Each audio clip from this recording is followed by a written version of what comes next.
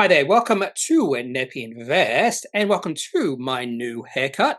That took approximately 2 minutes to do, maybe 3 minutes, we'll say. A little bit rough around the edges, but that's okay. I don't want to spend 50 bucks on to get someone else to cut my hair. I can do it myself. And also, welcome to the final trading day of the week. It is October 31st, 2024. There's about 1 hour and 30 minutes left of trading today, and today also happens to be one of the busiest days of the year when it comes to investing for me personally, because it is the day that all companies that need to release their quarterly report have to release their quarterly report, because if they don't, their shares will be suspended from trading. So just today we have seen 434 events. Yesterday 416, Tuesday 267, Monday 233, and if we go back to last week, probably roughly 150 events per day. I'm just guessing here, a little bit more than 150, but definitely if we go back 1 week further, roughly 150 events per day, and that's quite manageable. In fact, some of these days only 115 or 118. So we're talking about lots of price-sensitive announcements, and I also always like to at least glance at the title of a price-sensitive announcement. Now, today I won't glance at some of these. I'll move on, particularly the ones that just mentioned. For instance, if we have a look right now, like pause in trading, I won't look at that one. Pure Hydrogen, September 2024 quarterly report, won't look at that. Any activities report, I won't have a look at. But any report that says quarterly activities, Appendix 5B, I will have a look at that. Appendix 5B, cash flow report, or Appendix 4C, cash flow report. I would look at all these. Some of these I will glance at just to see if they do have any cash receipts. And if they don't have any cash receipts, I move on to the next one. For instance, I haven't actually looked at this for a while. So we have seen Clarity Pharmaceuticals release their Appendix 4C. Active Port release theirs. Health Plant and Protein Group release theirs. Hydration Pharmaceuticals Company. So Entalga Group. So I might have a look at a few of these after I've recorded this video. Okay, so the agenda for today's video. After going through, actually no, before I get to the ASX today, we'll have a look at the earnings calendar for the NASDAQ and New York Stock Exchange, just to see which companies are releasing their results overnight tonight, early tomorrow morning. Have a look at trading economics, have a look at the economic news. Also have a look at Capital Brief, just to see if I've missed any news flow today. And then we'll get to the ASX today, have a look at the top 5 stocks of the day. I have come up with the top 5, some interesting choices there. And then if I have time, I am not time constrained today. If I have time, and finally I say I'm not time constrained, and then I say if I have time, which implies I am time constrained. That's not absolutely true. I don't have to finish by a certain time, but I don't want to go anywhere beyond about 1 hour. Anyway, so that's sort of time constrained in a funny sort of way, but I am not limited, I suppose. Not limited, but I do want to keep it a little bit short. Okay, if that makes sense. I'm just rambling now. Okay, so let's have a look at the earnings calendar for the United States. So this morning we had Microsoft and Meta Platforms release. I did have a look at the after hours trading just to see if the market has liked it. Microsoft slightly up, Meta Platforms slightly down. Eli Lilly did release their report and the share price was down about 6%. I have no idea when it comes to any of these other companies, including Booking Holdings and UBS, and Starbucks as well will release their report or their results. Tomorrow or tonight into tomorrow morning, we have Apple, Amazon, MasterCard, Merck & Company, Lind, and Shell. All those companies are bigger than the largest company on the ASX, which is BHP. You also have Uber, Comcast, and then we get into companies I've never heard of before, like Total Energies, Eaton Corporation. I've heard of ConocoPhillips, Anheuser-Busch, which is Budweiser, that sort of thing. Bristol Myers, in fact, I've heard of a lot of these companies. Intel releasing their results as well. Okay, so interesting night, and this is probably the most interesting week when it comes to results or quarter results in the United States. Okay, let's go to trading economics just to see what is happening in the economic world. China manufacturing expands for first time in 6 months. So this is PMI. So up to 50.1. That's a good sign for China. This is one of the most important measures. If we do see it above 50, that's a good sign. But if we see the PMI below 50, that's actually negative. So it's above 50 now. So that's expansion, 50.1. up from 49.8 in September. So this is a good sign. Good things happening in China maybe right now. It was the first rise in factory activity since April, with output growth hitting a 6-month high, while new orders stabilized. Meanwhile, confidence notched a 4-month peak. Bank of Japan holds rate steady. There's no plural there. Oil extends gains on US crude drawdown. And what else do we have here? Japanese shares track USPs lower. Australia retail sales growth below consensus. Retail sales in Australia edged up 0.1% month on month in September 2024, missing market forecast of 0.3%. In fact, one of the companies in the top 5 stocks is a retail company. One of my favorite retail companies on the ASX, which I'm no longer holding, and they actually showed some pretty good growth in the past quarter, I think. And New Zealand business mood, let's not forget our New Zealand brothers, who beat India, or who will beat India in a test series over there in India. Go New Zealand. New Zealand business mood, highest since 2014. Highest in 10 years. That's what I like to see. I don't care about highest in 2 months. Highest in 10 years. New Zealand business mood, highest in 10 years. That's pretty good. And let's just have a look at some of the commodities here.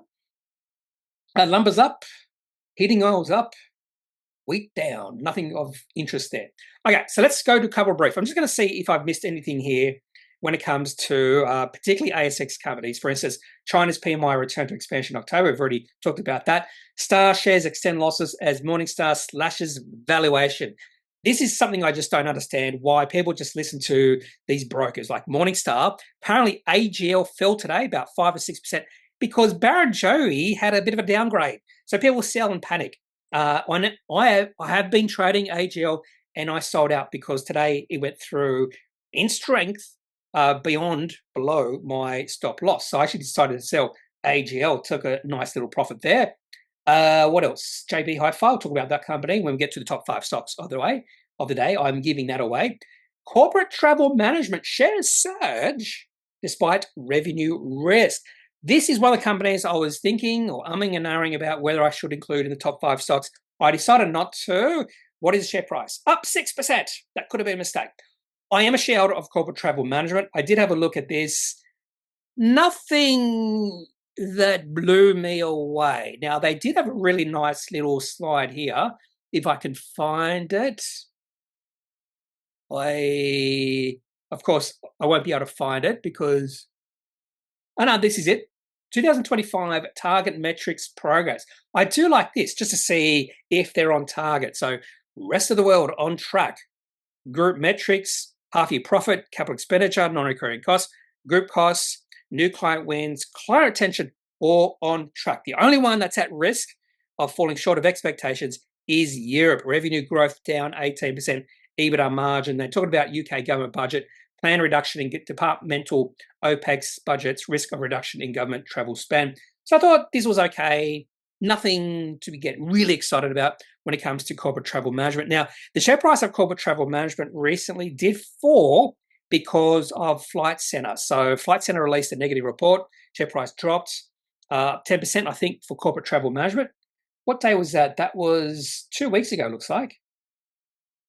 So what day was that? That was I don't have a date there. That was the 18th of October. So we are talking about 2 weeks ago. And the share price now is back up to where it started. And even though a pretty good day today, up 6%, in fact, the share price was above $13 at one point today, which would have been an interesting level if it stayed there because before that 18th of October slide, the share price got up to about $13 and slipped back a little bit. So $13 is an important level for corporate travel management, and that was resistance today. So that adds to that that resistance level, $13. So that's probably a price point I would pay attention to moving forward for corporate travel management. But otherwise, share price in a downtrend. I do have a stop loss at about $11. So that would be an interesting level also if it falls below that.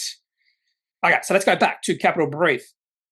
What else do we have here? Apparently climate claims on trial. We've already talked about retail turnover flat. MinRes, I'll talk about that when we talk about the top 5 stocks of the day. Nothing much else here. Helia, Q3 profit and revenue lags. I don't think I actually put Helia into the possible top 5 stocks of the day. No, it's only up 2%. Okay, so let's get to, I'm getting a bit bored now. Let's get to the ASX today. Now, interesting enough, I've just noticed that the SGO is up down 0.25%. I'm almost certain it was down about 0.4 to 0.5% at one point. So there must have been a little bit of a rally. So let's have a look. Yeah, there was a bit of a rally at about 1:30. Was that retail numbers came out and it was a bit of a rally? We've seen tech, XAO, XJO all rally at exactly 1:30 p.m. after dropping all through the day. So definitely something happened at 1:30. And I'm just imagining that might have been some good news somewhere. Maybe it was Chinese PMI numbers, maybe the retail numbers in Australia, but something definitely triggered the market at 1:30 p.m.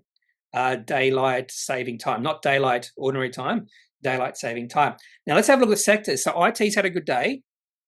In fact, by far the best day. What has driven IT today? Let's have a look-see. So Wisetech maybe? Yeah, Wisetech up 2.7%, and it's rebounding quite nice. And also Nuix up 6.65%. So this is turning out to be a really good trade for me at this point in time. So let's have a look first at Wisetech. I haven't looked at the chart for this company for a few days now. And yeah, it's rebounding quite nicely. And let's have a quick look at Nuix, because this would be well over 100% gain for me right now. Yeah, so bought at 294, share price at 762, and nothing to dislike about this chart. I do have a stop loss at $5, and I think I'm going to have to lift that because the share price is quite above that, 762. Okay, so IT's had a good day. Staples, not a good day. Utilities, not a good day. I'm thinking Coles. Yesterday we saw Woolworths release their quarterly update or something. Coles released their quarterly update today. I would be shocked if the market is reacting completely negative to this one, down 1.13%. I'm pretty sure Woolworths is down again today. Yeah, down 2.5% and is struggling to stay above $30. I'm going to have another look at Woolworths chart just because the share price is falling to sort of an important level. $30 is an important level for this company. Now, it briefly fell below $30 back in May, and it's right on $30, and the share price has dropped a fair bit in the last 2 days. I would say there is a bit of, it is oversold right now. So I wouldn't be surprised to see a bit of a rally in the share price, but a pretty negative 2-day span for Woolworths. And this is on the back of a trading update, and you don't want to see that. So there is potential the share price could fall further from here or move into a downtrend, and eventually you will see value investors getting excited about where the share price is of this company. I'm not one of them. I don't think this company is good value at these prices. Even if it falls to say $20, even then, I don't think it's great value. I mean, it's defensive, sure. I don't think it has a PE ratio. No, well, it says the PE ratio is 374, but it's not really. I would say the PE ratio maybe is about 20. If you look at, we can do it right now. So let's go back a few years ago just to see what profits this company would have. So on a yearly basis, we're talking about between $1 and $2 billion. There was one year, 2021, where the company had profited $2 billion. So let's just say $2 billion. And the market cap of this company is 40. So 40 divided by 2, that's a PE ratio of 20. And that's being kind. Would I buy this company at a PE ratio of 20? No way, Jose. So I would need to see the share price drop to, I prefer it to be like between maybe 11 and 13, 12, which means the share price would have to not quite halve, but definitely fall to around 20 or just below 20. So again, this is a sort of company where I don't see, would think there would be any significant growth over the next 5 years. More than likely, the growth in this company will mirror either inflation or population growth. And so you're not going to get significant returns buying this company at current PE ratio levels. That's just my opinion. You could disagree with me, but that's just my opinion. I think there are better plays out there when it comes to the ASX. Okay. So that's the sectors. What about the indices? Banks up. Banks up. Where's gold? Gold's had a negative day. Banks up, gold's negative, and the ASX 20 down 0.26%. Let's have a look at the ASX 20. Let's have a look what has been driving our market higher and lower today. And, okay, I've got to guess. I'm going to say 8 companies up, 12 down. 9 up, 11 down, so it's roughly 50-50. And best performing companies today, we have Wisetech. Yeah, we already knew that. Well, we actually didn't know it was the best performing company, but we knew up 2.75%. And then we have some banks. Well, one bank, NAB, Aristocrat, Leisure. What a chart. I'm going to say this. I'm so excited I started coughing. So, sorry. So what a chart. I bought Aristocrat. Oh, there is me buying Aristocrat, $36.94. I'm not sure when I bought it. About $36. I don't think it was there. Definitely, share price was definitely not a downtrend. I think I bought it somewhere there. Anyway, I bought about $36. Maybe I bought it there. I think it was there. I can't remember now. Anyway, so I bought about $36. And one of the reasons I bought Aristocrat back then, I have no ESG filters. I'm not a gambler. I don't like gambling. I think there's zero sense in anyone gambling because you're more than likely going to lose your money. It's all about probability to me. Now, the only reason you might want to gamble is because you find it fun. And I think, yeah, if you find gambling fun, then go for it. Do you understand there are people who just can't control their gambling? But for me, it just doesn't make sense because their odds are not in your favor. Playing the lottery, the odds are not in your favor.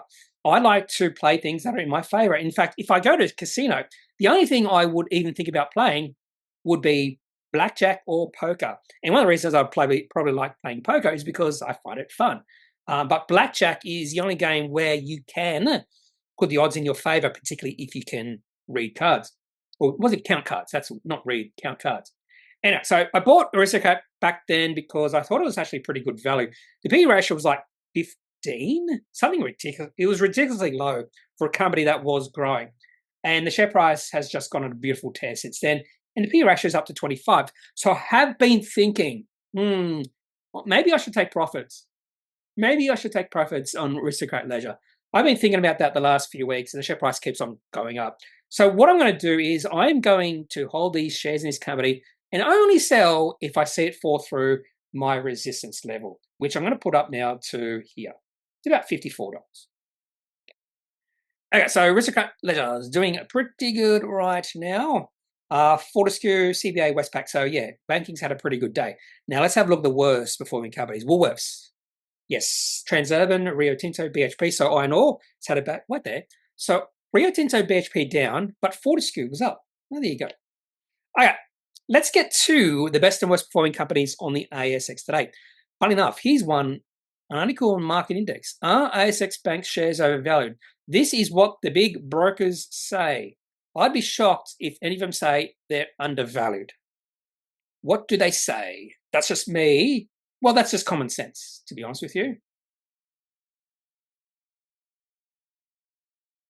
So they're just talking about how the banks have been the best performers over the last 12 months. That's right. But just because they've been really good performers in the last 12 months doesn't mean they're going to outperform the market the next 12 months, because past history does not necessarily mean anything about the future history. No, past performance doesn't necessarily mean anything about future performance. And despite the banks being the best performers, most major brokers have held a dim view of valuations in the sector, with many running with sell recommendations. Interesting. So have a look at this article. ANZ is probably the only one of the major banks which I would consider thinking of holding, even think about. Now, the other ones, no. And again, Alphabet, lower PE ratio than CBA, yet Alphabet is going to grow significantly over the next 10 years. CBA won't. Valuation matters. Anyway, that's just my thoughts. Okay, so let's get to the top. Have to expand this now. One more.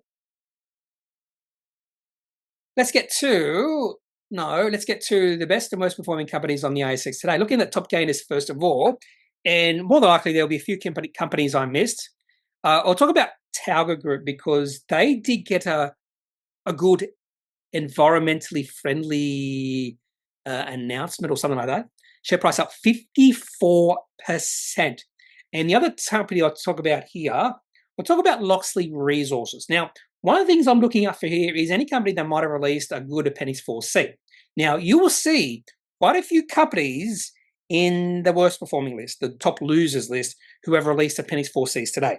And this just means the last trading day of the quarter, not of the quarter, but the day they have to release their Appendix 4C. Most companies who have a bad Appendix 4C or 5B will release it at the last minute, and that's what we're seeing today. So don't be shocked to see a lot of companies in the top losers who have released their Appendix 4C today. So I'm trying to find one or two here, but I can't remember. Titomic, there's one that did. Titomic, up 17%. They did release their Appendix 4C. I thought it was pretty good. Not quite operating cash flow positive just yet, but they're well on their way. So I'm not surprised with that one. I thought it was pretty good. And that's it. So let's have a look at Tauga Group and Loxley because both companies are up big on pretty big turnover. Now, Tauga Group was some sort of environmental law thingy. I can't remember exactly. Supreme Court dismisses mine environmental appeals. Now, they also released their cash flow report, but I don't think this company is making much money. I could be wrong. Oh, of course, this is going to take 5 years to open up. Thank you, ComSec. So what I'll do is I'll open up the announcement via Market Index. I still can't believe that ComSec is just so slow. So let's have a look. Still opening up by ComSec, but here it is, already opened up in Market Index. And all I wanted to do was just confirm this company has no receipts. Or 32,000 receipts. I don't count that. 32,000 receipts is nothing. I need a little bit more than that. And they're burning through $5.6 million of cash in 1 quarter. But really what's driven the share price high today for this company is the Supreme Court dismisses mine environmental appeals. Now, I don't follow this company all that closely. So obviously the market was waiting for this, and this is a really big positive. So the company's pleased report that the Swedish Supreme Court has dismissed all requests for leave to appeal the environmental and Natura 2000 permit for Tauga's Nunassavaara South Natural Graphite Mine, part of its vertically integrated Vittangi anode project in northern Sweden. And there you go. So, and apparently the CEO, Martin Phillips, is delighted with the successful conclusion of the environmental permitting process. So it looks like, based off the market reaction, this is a pretty good thing for Tauga. Now let's have a look at the chart. So this is, in my opinion, more important. So share price of Tauga Group has been in a downtrend. Now, a nice day today, share price up 50%, but not necessarily a breakout that I am looking for. And the other thing to note, there's going to be a lot of resistance. A lot of investors have bought at high prices, and they're waiting to get out of this dog stock because they bought in high prices, and when the share price falls, they automatically assign the term or the tag dog stock to it. Because a lot of investors, when they buy into a stock, they want the share price to rise immediately. They have no patience. And so when they see the share price drop, they say, well, when the share price gets back up to where I bought, that's when I'll sell. And then the share price keeps on dropping and dropping and dropping. And then eventually they'll say, well, when the share price goes up another 50%, I might sell. Or when the share price just has a nice little rebound, I will sell then. And that's probably what is happening today. We have seen a little bit of selling. Share price did get as high as about 75 cents. Now it's down to 61 cents. So that's not surprising. Now, this could mean the downtrend is coming to an end or winding to an end, particularly if the company releases more positive announcements. But that's Tauga Group. Share price up 50%, but not quite a breakout that I'm looking for. Now on to Loxley. LKY. Loxley Resources. Share price up 26%. Looks like drilling results. 46% antimony and 1,022 grams a ton of AG. Is that silver? Is AG silver? I forget. AG silver. AU's gold, AG silver, yeah. I actually don't know how to necessarily read silver. Well, that's the wrong one. Silver or silver drilling results. That does seem pretty good. Mojave project. I'm just going to see where this project is. Is it in the Mojave Desert in California? I'm assuming, unless there's Mojaves elsewhere in the world. Let's have a look. I do have a little bit of a map here, but there's nothing on that map.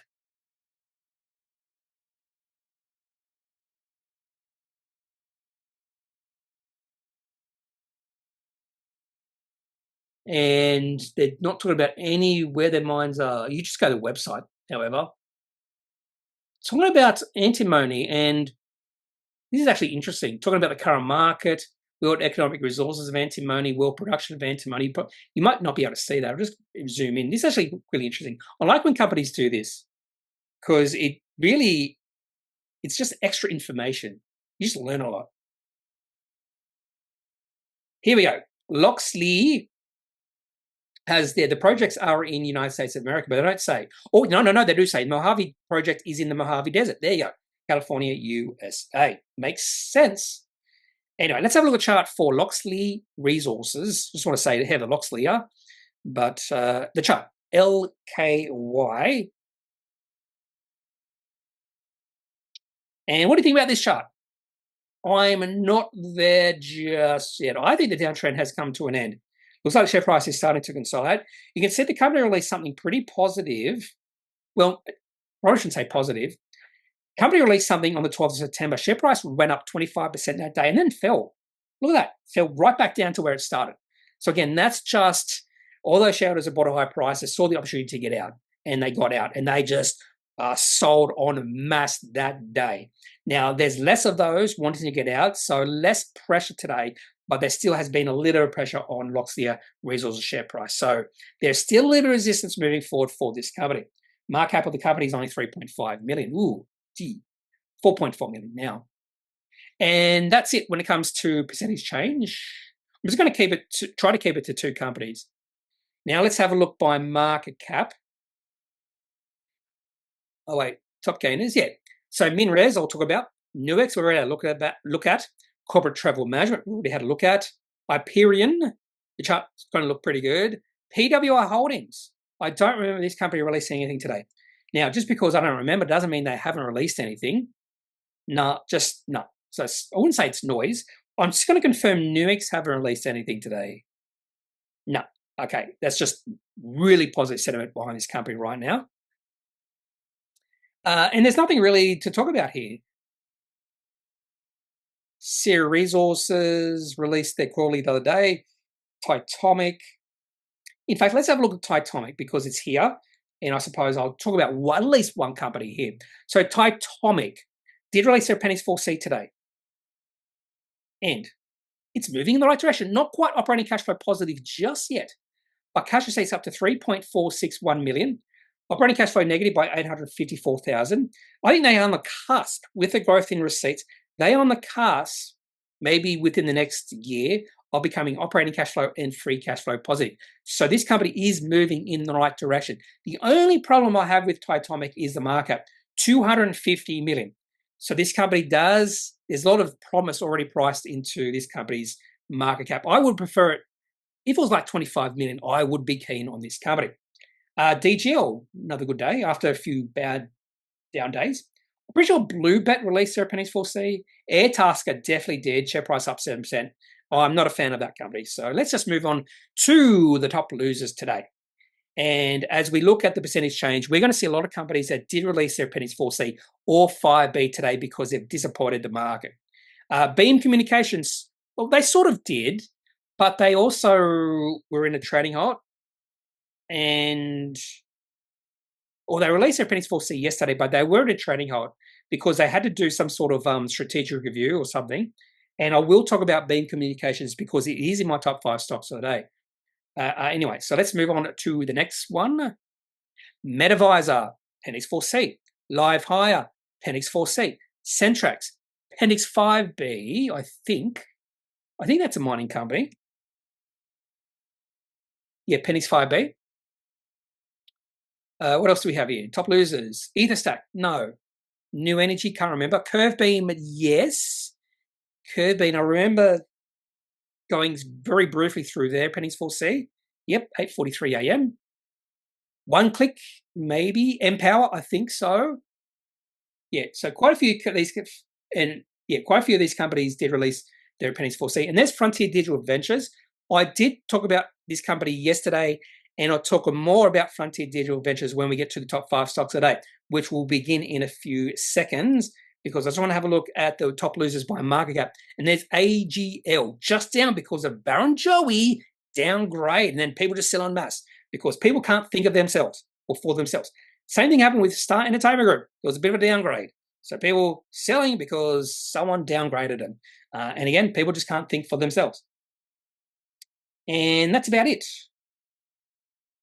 And a few other companies here released their Appendix 4C. Vinyl Group did, down 10.35%. Max 7 did, down 11.88%. Bubs did, down 6%. Can't remember if Respiri did. I think they released theirs a few days ago.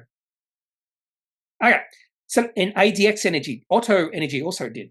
Okay, let's get to the top 5 stocks of the day, and we'll start off with Frontier Digital Ventures. Now, the last few trading days, the share price of this company has rallied 7.4%, 6.9%, and then 10.8%. Share price had increased from 40 cents to above 50 cents. So it's only about a 25% increase in share price over 3 trading days. And I think I mentioned in yesterday's video, actually, I think I did have a look to see if this company had received a price query from the ASX. And then lo and behold, at 6:38 p.m., the company did receive a price query. So being the curious person I am, I opened up this particular price query and I just wanted to see what they have to say. And they did have something interesting to say about what was going to be released today, which is, what's today? Today Thursday. Yeah, today Thursday. Here we go. So if you don't know what these price queries are, if the share price of a company goes up significantly over a short period of time, particularly if it's on high volume, the ASX says, hey, what's happening here? Why is the share price rising? So they ask the company a few questions. The first question is typically, hey, company, do you have any information that you have not released that could explain why the share price is rising? In other words, hey, is there any insider trading happening? By far, the most common response there is no. And then if they say no or answer no, they don't have to answer question 2, but they do have to answer question 3. Question 3 is, well, okay, so you don't have any information, relevant information, price-sensitive information that you haven't released in the market, or that you have, but you haven't released in the market. But is there any explanation you have that could explain your recent trading? And a lot of times here, you do get interesting responses. Okay, so let's have a look at what Frontier Digital Ventures said. So they did say no to question 1, but they did actually go on a little bit. A lot of times all you'll see here is no, that's it. Then 2, not applicable. And then question 3, you might get something. But here they say, no, notwithstanding the ASX continuous disclosure obligations, the company intends to announce a strategic review of the business as part of the September quarterly trading update. Pre-market open on Thursday, 31st of October, 2024. And then they have another paragraph talking about there was nothing signed in this particular agreement or this particular review. And I think they said that in question 3 as well. Yeah. So, there's no other specific information which would explain the recent increase in price of the company's securities. Okay, so they indeed did release a trading update and strategic review at 8:23 a.m. And what I found interesting about this one, so over the past month, we have had a few companies who have decided to delist because they believe the market is undervaluing the company. Well, here we go again. Here's another company who believes the market is undervaluing the company. But Frontier Digital Ventures is not delisting. Okay, so what do they say here? The board believes that Frontier Digital Ventures' current market valuation does not reflect the combined value of its 3 operating regions, 360 Latin America, or LATAM, MENA Marketplaces Group, and FDV Asia. As such, Frontier Digital Ventures today announces that the board has initiated a strategic review aimed at maximizing value for all shareholders. So I'm not sure what they're going to do. Maybe they'll spin out one of these or two of these different divisions or areas, operating regions, or maybe they'll try to sell one of these operating regions. I'm not sure what they're going to do. Now, the market is spoken or has spoken. This is what the market is valuing this company right now. And the best way for the market to become beloved in a company or to fall in love with a company is to grow not only your revenue, but also grow your profits and your cash flow over time. If a company can do that, they will never question the valuation of the company. So I would always recommend to the management, all you need to do is grow the company, particularly profit and cash flow. And then you won't have to worry about all this stuff. Won't have to worry about strategic reviews. Anyway, so that's Frontier Digital Ventures. Not surprised the share price is down. A lot of times you will see the share price just fall because of a significant rally. So down 12.23% today. It could have, there's numerous reasons why it could drop. Numerous reasons why it has dropped today. And I think the main reason is just a bit of profit taking. So let's have a look at the chart for front. I don't think it's really because of this strategic review. Anyone's getting freaked out. But anyway, this is a chart and a fair bit of volatility because 25% rise in share price over 3 trading days, and now we're seeing share price pull back. Anyway, that's coming in number 5. We have Frontier Digital Ventures. Coming in number 4, we have one of those companies that did release their Appendix 4C, and the share price has cratered. That company is MedAdvisor, a company that someone said to me I should be trading because the share price is in an uptrend, good performance or financial performance from the company. The one thing I'm wary about this company is how seasonal their cash receipts are. You always see a massive spike in the cash receipts. In fact, we might have a look at the cash receipts right here. Just got to open it up.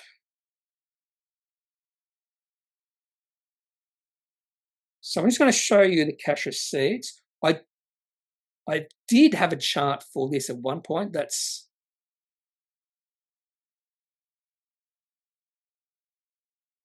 come on, move. MedAdvisor, there it is. I do have. No, that's it. I think I've gotten rid of it. But what I'm going to do very quickly, I did this back in the March quarter. So we have 2 quarters of history here. You just see how seasonal this company is. And you can actually see what I do sometimes. Now, for some reason, this particular document is really slow. It's one thing that annoys me with this document. Very slow. Okay, so this is all I do. Yep, there it is, slow. So I just like pictorial views. So this is a receipts history for MedAdvisor. I like to make it a little bit more pretty. So I like to do quick layout here. And then what I do is this. And then I like to make it a little bit fatter, the bars. And I like to make that the text a little bit bigger. And we'll bold it as well. Whoops, I actually have only done it for one. Oh, this is so annoying. There we go. It's going to bold 12. All right, so here's the thing about MedAdvisor receipts. They do have seasonality, and typically the December quarter is the best quarter. We've seen that last 2 years. So 41.2 million 2 years ago, and this year it was 42 million. And then it drops off quite significantly. So you can't compare receipts this quarter to the last quarter. So any quarter to the previous quarter. You have to compare the receipts to the previous corresponding period. And actually, if you do that, you do see receipts actually growing through time. So last September quarter, the receipts of 18.8 million. So I actually looked at this particular results, and I didn't think it was that bad. I'm going to be honest with you. I didn't think it was that bad. Now, they have actually called this particular report first quarter financial year 25 quarterly update. So they actually haven't called it Appendix 4C or anything, but they do have a cash flow report. Now, I maybe what's happening here is, so the market has just seen operating revenue up 3.5%. Ew. US up 4.1%, ANZ up 1.1%. So they're just talking about operating revenue. Gross profit down 2.5%. Ew. So this is the previous corresponding period, not the previous quarter. Cash on hand, 12.3 million. So I think possibly the market just saw a very small increase in revenue and a decrease in gross profit compared to the previous corresponding period. And that's all it took for the share price to take a massive dive. And here they actually have nice tables, which I didn't see before. Yeah, so I think, and gross margins down as well by 3.6 percentage points.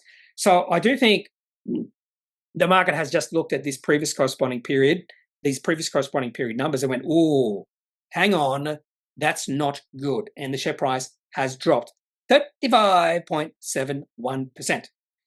So this could be leading to a possible opportunity to buy this company. The chart was looking really good. So someone back here said, I should be trading MedAdvisor. Chart was actually looking pretty good. And then all of a sudden, it didn't look good. So the rise in share price finished towards the end of July, when they would have released their most recent Appendix 4C, not the September quarter, the June quarter. And the share price has been dropping ever since. In fact, it's been a downtrend since then. And the last time the share price was this low, about 22 cents, was way back at the start of 2024, just before they released their Appendix 4C for the December quarter. So that you can see the share price broke out in January, and they will release a really good December quarter in 3 months' time. And I could imagine the share price going on a bit of a tear at that point in time, particularly if we do see receipts increasing again. So I'm a little bit surprised the share price has dropped. It's broken through a support level. Well, I'm really surprised the share price has dropped this amount. I didn't expect it, this amount. I maybe expected maybe 5%, that sort of thing.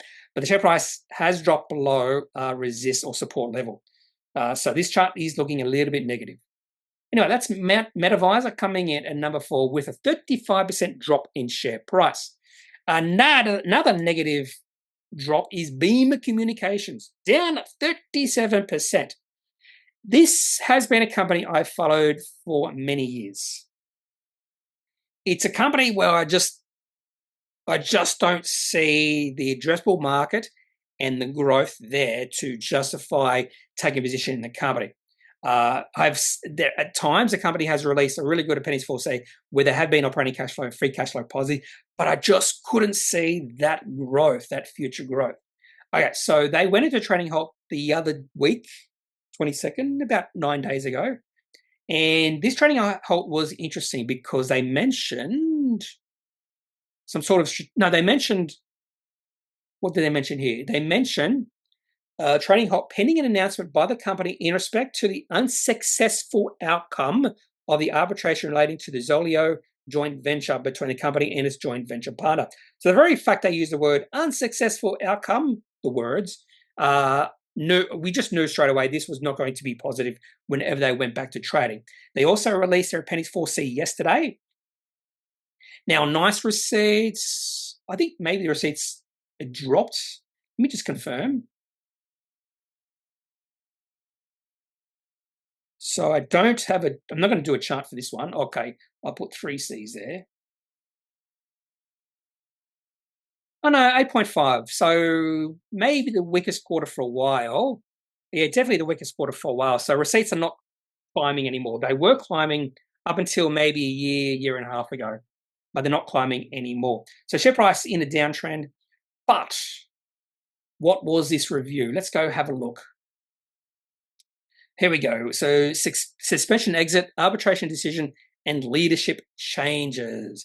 Now, I don't really follow this company close enough to know exactly what's going on here, but there's some sort of arbitration. The recent unfavorable arbitration decision on 22nd of October 2024 paired with Beam's required divestment of its 50% share in Zolio has led to shifts in resource allocation and funding needs. They also spent a bit of money. Where was it?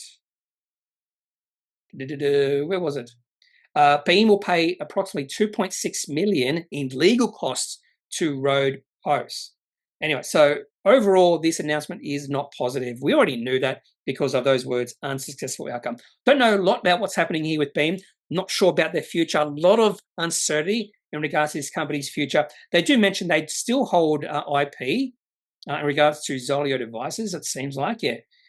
Company continues to hold valuable IP that Beam regards as vital to the continued use of the Zolio device, which is sort of like a satellite communication device or something you put on your phone, which I think is under threat just with what's out there now with, what's it, Starlink or something like that.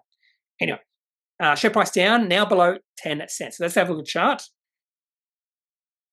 And the last time the share price was this low, last time the share price was below 10 cents, was way back in 2014. So it's on about a 10-year low for Beam Communications. And I'll be honest with you, I have no interest in this company right now. Just a lot of uncertainty. I just don't know. And if you do have a look at the daily chart, there's no reason. There was absolutely no reason to be in this company just based off technicals. Just based off technicals. Now, if you thought this company had a bright future, that's another reason. And if you thought this company has a bright future, what do you think now about Beam Communications? Anyway, that's that company. Coming in number 3. Okay, so 3 negative days for Beam Communications, MedAdvisor, and Frontier Digital Ventures. Now we need something positive. So let's talk JB Hi-Fi. Share price up 4.5%. Now, they had the AGM. Don't really care about that. All I cared about was its financial year 25 sales update. And I was actually really interested in this. Okay. I expected fairly flat numbers. I think even the market probably expected fairly flat numbers, but total sales growth, this is for the first quarter. Total sales growth, JB Hi-Fi Australia, 4.9%. Comparable sales growth, 5%. Pretty good. Total sales growth for JB Hi-Fi New Zealand, 19%, 19.6%. Comparable sales growth of 2.7%. That's pretty good.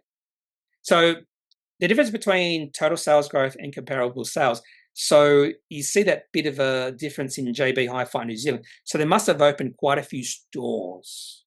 That's the difference between comparable sales and JB Hi-Fi, or total sales growth, is the comparable sales growth sort of excludes new stores, or they assume if the stores were open for the whole year, that's what the sales growth would have been. So it's just saying what is the sales growth if there was if it was the same amount of stores open for the whole year, if that makes sense. I'm pretty sure I totally bungled up that explanation. And Good Guys, total sales growth, 5.3%, comparable sales growth of 5%. So there maybe have been one new store opened up in the year. Anyway, so that was positive. That was a nice, pleasant surprise, particularly the comparable sales stores growth of 5% in Australia for JB Hi-Fi and the Good Guys. That's pretty good. And that's it. That's all they have to do. No commentary, nothing. Although they did say they are pleased with the sales, which that's all they have to say. They are pleased. Anyway, let's have a look at the chart for JB Hi-Fi. And the share price, I think, going sideways for about 2 months, which is fair enough because you can see the share price has been on a significant run over the past year. In fact, over the past year, the share price has increased. It's almost doubled. It's almost doubled. I did take profits at $80. I will say that I took some profits at $80 because I was thinking, what's the probability the share price is going to go much higher from here? Now, if they keep hitting the results out of the park, the sales growth out of the park, then possibly the share price can keep on going up. So maybe that was a mistake. Well, remains to be seen, but I don't mind taking profits for $80 because I bought when the share price was about $40. I think I doubled my money with JB Hi-Fi, and I'm fine with that. Doubling my money with a company like this. I will do that every day of the year. And the other thing is the price earnings ratio of this company is about 20, which is at the extreme or the high side when you look at the P/E ratio history of JB Hi-Fi. Anyway, so that's JB Hi-Fi. Coming in number 2. Coming in at number 1, we have MinRes. MinRes, share price up, 9.92%. It was up about 12, 13% for large portions of the day.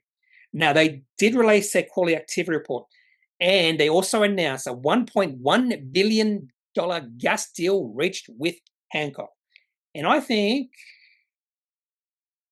assuming there were no significant surprises in the activities report. We'll have a quick look at that. Now, they did start up a new iron ore mining project. What was that called again? It was called, I can tell you what it was called, Onslow Iron. So you can see here, they've ramped it up anyway. So if you look at the iron ore, Onslow Iron, quarter-on-quarter variance, 298% ore mined, 386% increase produced, 332% shipped. That's pretty good. But that's because they started this project and they just ramped it up. Anyway, so I don't think there would have been much surprises talking about their activities report. So it's really, I think, the driving force behind MinRes today has been this $1.1 billion gas deal reached with Hancock. I quickly went through it. I went, okay, that's okay. So MinRes and Hancock have executed a binding sale and purchase agreement for MinRes to sell 100% of its exploration permits in the Perth Basin to Hancock and enter 2 joint venture agreements over MinRes remaining onshore Perth Basin and Carnarvon Basin exploration acreage. Under agreements, Hancock will pay MinRes a total cash consideration of up to $1.13 billion. So that's a pretty nice amount of change. And that's all I read. So here we go, transaction rationale. I didn't read anything else here, so this is all new for me. This transaction accelerates value for shareholders from MinRes exploration success and de-risk near-term exploration. It also brings blah, blah, blah. MinRes has a track record of delivering strong share returns. What are they going to do with the money? That's one thing I would like to know is what they're going to do with the money.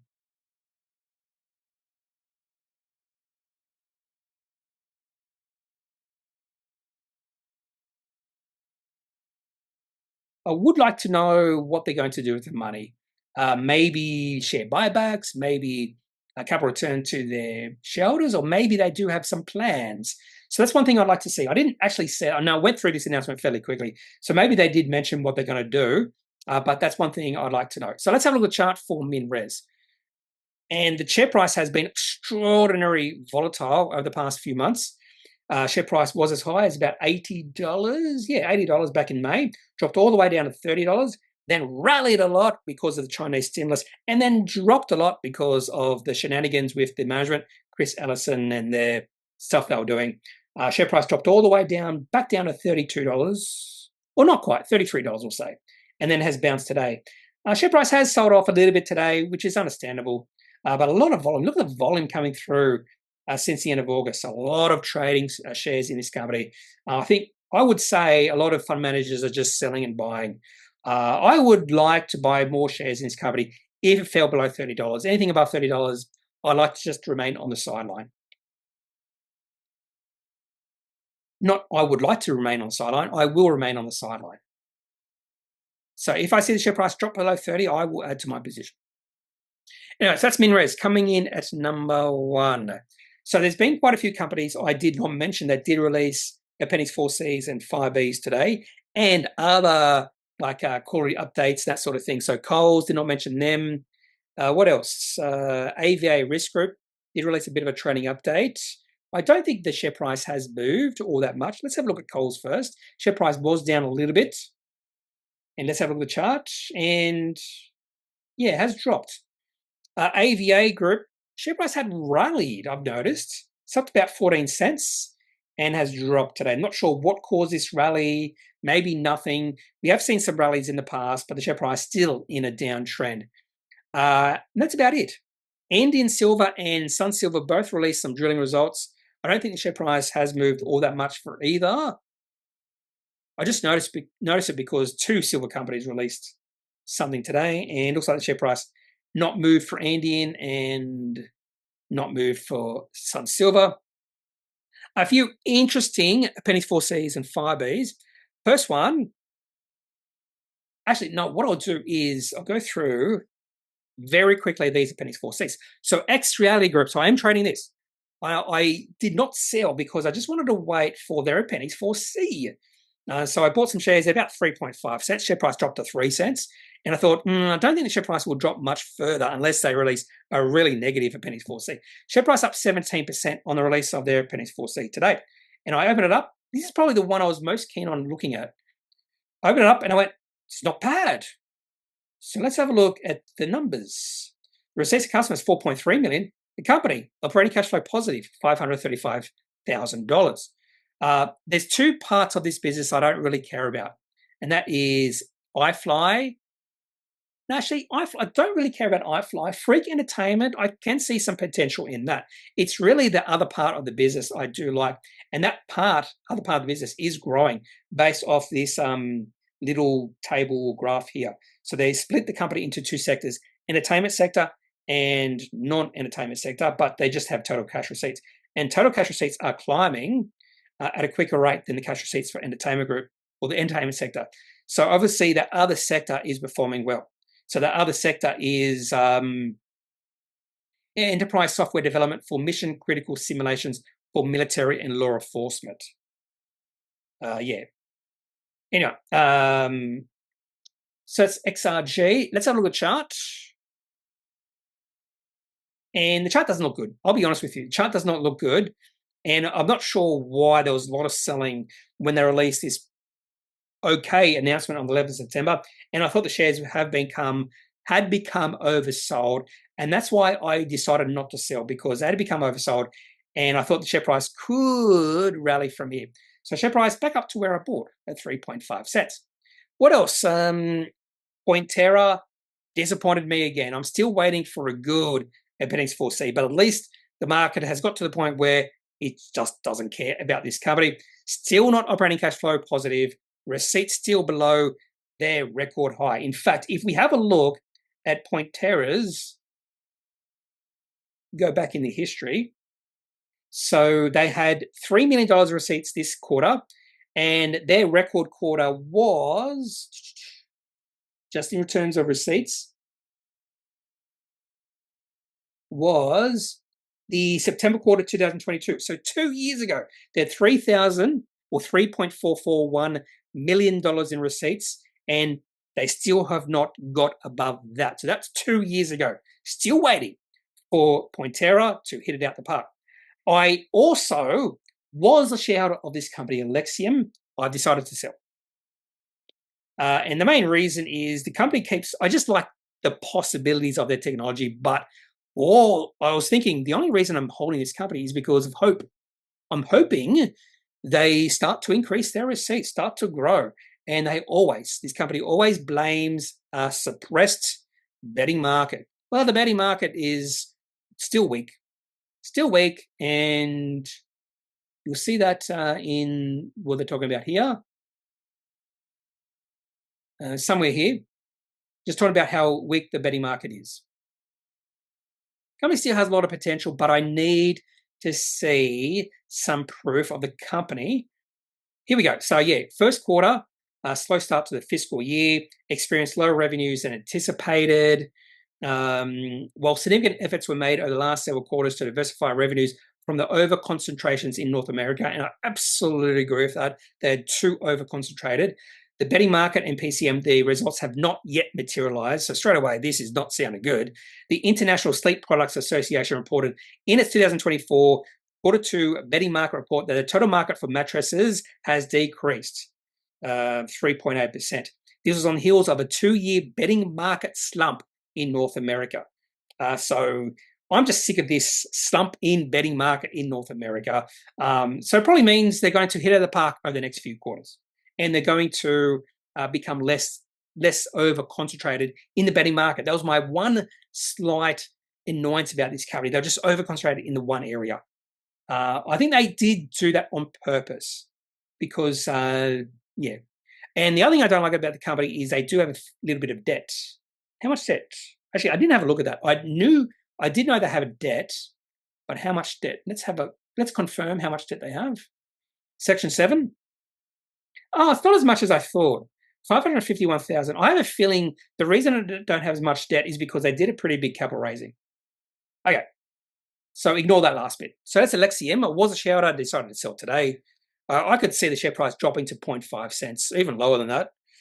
The market cap of the company is like 20 million. What else? We had Electro-Optics release their report today. Nice little response from the market. Already talked about Airtasker. Nah, not a fan. Alcidion. Nice rise. Wasn't a fan of this particular quarter. And I've already talked about Titomic. Okay, so we're at the 1 hour time point for this video. So unfortunately, no comments in today's video. So if you have any questions, any thoughts, leave those in the comment section of this video. Otherwise, I'm not a financial advisor. If you do need financial advice, make sure you seek out someone who's qualified and can speak to your own financial needs. That's it for this video. Have a good day. Bye.